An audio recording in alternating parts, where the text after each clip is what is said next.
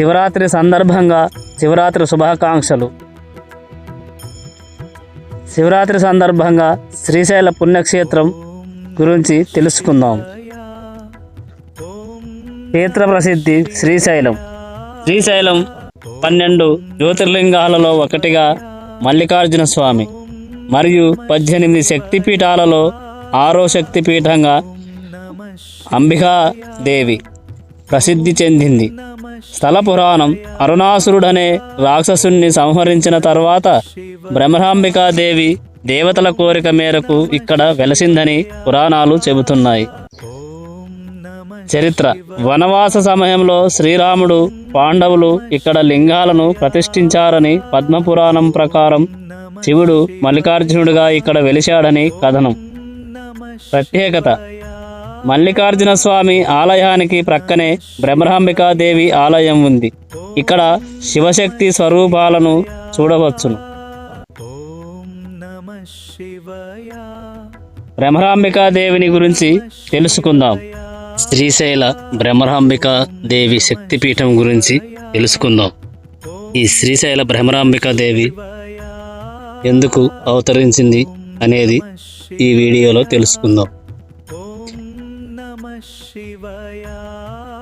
స్కంద పురాణంలోని శ్రీశైల ఖండం ప్రకారం బ్రహ్మరాంబాదేవి పార్వతీదేవి దివ్య మూల రూపం.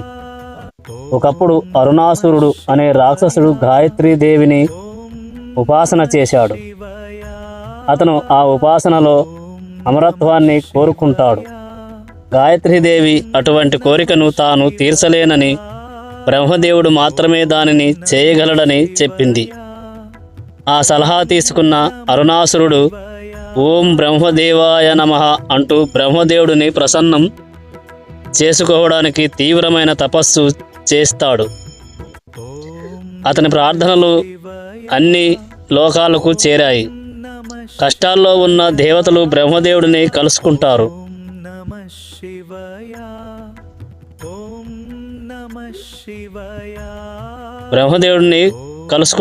అరుణాసురుడు కోరిక చాలా తీవ్రమైన కోరిక అని, దీనికి ఏదైనా చేయమని బ్రహ్మదేవుడిని అభ్యర్థిస్తారు.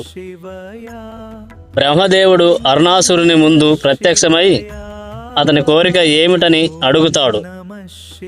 అతడు కోరిక అమరత్వం గురించి విన్న బ్రహ్మదేవుడు అలాంటి కోరిక విశ్వసూత్రాలకు విరుద్ధమని, దానికి బదులుగా ఏదైనా మరొక కోరికను అభ్యర్థించమని కోరుతాడు.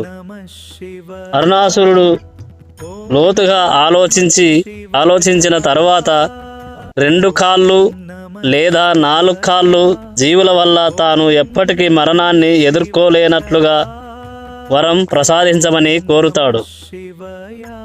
2 కాళ్ళు అనగా మనిషి, 4 కాళ్ళు అనగా జంతువులు, పశువులు. ఈ రెండిటి వల్ల మరణం లేకుండా బ్రహ్మదేవుడిని వరం ప్రసాదించమని కోరుతాడు. బ్రహ్మ అతని కోరికను మన్నిస్తాడు. తనను తాను అమరుడిగా, అజేయుడిగా, అజేయంగా భావించే అరుణాసురుడు తన కోరికను అడ్డంగా పెట్టుకొని ప్రజలను ఇబ్బంది పెడతాడు. ఆ సందర్భంలో దేవతలను కూడా విడిచిపెట్టడు. అతని చేష్టలతో విసిగిపోయిన దేవతలు తమ ఆందోళనలను శివుడు, పార్వతితో పంచుకుంటారు. వరం పొందిన తరువాత అరుణాసురుడు దేవతలు, సాధువులకు సమస్యలను కలిగించడం ప్రారంభించాడు. అతని అపారమైన శక్తి కారణంగా దేవతలు అతన్ని ఓడించలేకపోయారు. దీంతో వారు దుర్గాదేవి వద్దకు వెళ్ళి తమను రక్షించమని ప్రసన్నం చేసుకున్నారు.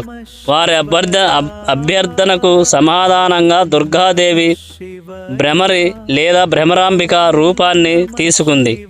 రాక్షసుడిని చంపడానికి అతను పొందిన వరానికి భిన్నంగా వేల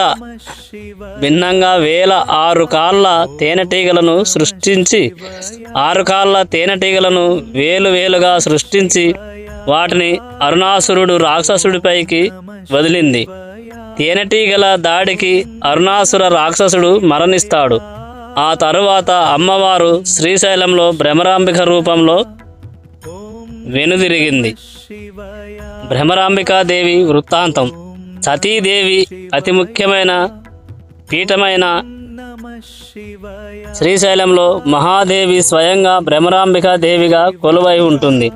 శ్రీశైల ఖండంలోని 23వ అధ్యాయం శ్రీ భ్రమరాంబికాదేవి ప్రాముఖ్యత చరిత్రను వివరిస్తుంది.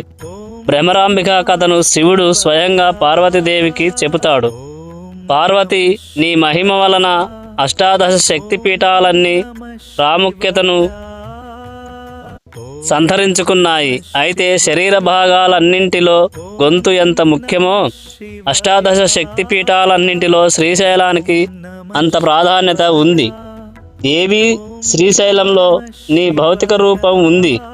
ఈ మహాపీఠంలో శ్రీశైలంలో నా పక్కనే భ్రమరాంబికగా దేవతలందరూ నిన్ను సేవిస్తున్నారు.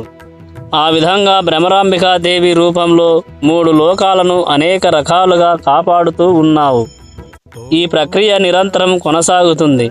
వరాలను ఇచ్చే అనేక దేవుళ్లలో శ్రీ భ్రమరాంబికాదేవి లాంటి వారు ఎవరూ లేరు.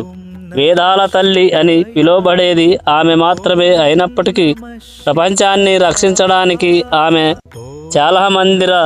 చాలా మంది రూపంలో దేవతా అవతారాలను అలంకరించింది. భ్రమరాంబికాదేవి దివ్య ఆశీర్వాదం చిరకాలం దీర్ఘాయువు, విజయం, ఆరోగ్యం, శ్రేయస్సు కోరుకునే భక్తులకు వరాలు ప్రసాదిస్తుంది. భ్రమరాంబికా దేవత అనారోగ్యాలను, అకాల మరణాలను నాశనం చేస్తుంది. శుభాలు, అదృష్టం, ఆనందాన్ని ఇస్తుంది. భ్రమరాంబికాదేవి భయాందోళనలను, శత్రువులను నాశనం చేస్తుంది. భక్తులు కోరుకున్నదంతా ప్రసాదిస్తుంది. ఆకర్షణ శక్తిని వరిస్తుంది. అపారమైన జ్ఞానాన్ని అందిస్తుంది. ఈ విధంగా భ్రమరాంబిక సకల వరాలకు దేవతగా ఆలయానికి పడమర దిక్కున నివసిస్తుంది. ఓం నమః శివాయ.